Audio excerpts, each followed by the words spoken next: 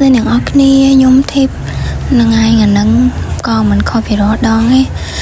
គឺថាខ្ញុំនឹងមកនិយាយពី daily life blog របស់ខ្ញុំបន្ទាប់ពីខ្ញុំចេញពីធ្វើការនិយាយទៅម៉ោង5តនឯគឺថារត់ទៅផ្ទះឃ្លាតបាយហើយពេលទៅផ្ទះមានអីទេចូលផ្សាររត់ទិញបន្លែទិញអីទៅធ្វើម្ហូបពេលល្ងាចចឹងណាហើយថ្ងៃនេះខ្ញុំមានទិញអីទេខ្ញុំទិញបានបន្លែតកួន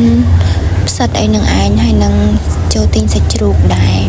តែសារកម្រងរបស់ខ្ញុំថ្ងៃហ្នឹងគឺខ្ញុំនឹងធ្វើ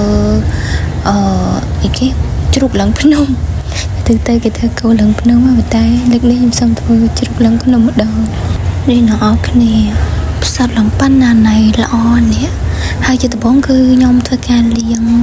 ផ្សិតលាងបន្លែរបស់ខ្ញុំសិនទៅមកខ្ញុំយកវាទៅហាន់ជាបែបនេះ and then នេះគឺជាសាច់ដែលខ្ញុំបានហាន់ហើយជាមានបាយជាពិសេសនេះគឺមានទឹកជ្រលក់នេះទឹកជ្រលក់នេះខ្ញុំមាន2មានទឹកត្រីកកងមួយហើយនឹងទឹកតាហ៊ូមួយនេះឆ្ងាញ់ណាស់ណាខ្ញុំអត់ដែលបានញ៉ាំរបស់ឆ្ងាញ់ចឹងទេឥឡូវតាមមកធ្វើជាមួយខ្ញុំជាដំបូងមានដាក់អីយើងដាក់ប៊ឺដាក់អីធម្មតាអញ្ចឹងនិយាយទៅថ្ងៃនេះ enjoy មកបានរបស់ឆ្ងាញ់ញ៉ាំមកគឺយើងដាក់ប៊ឺដាក់អីហើយតែមកបានយើងចាប់ដើមដាក់សាច់ដាក់អីចូលចឹងទៅ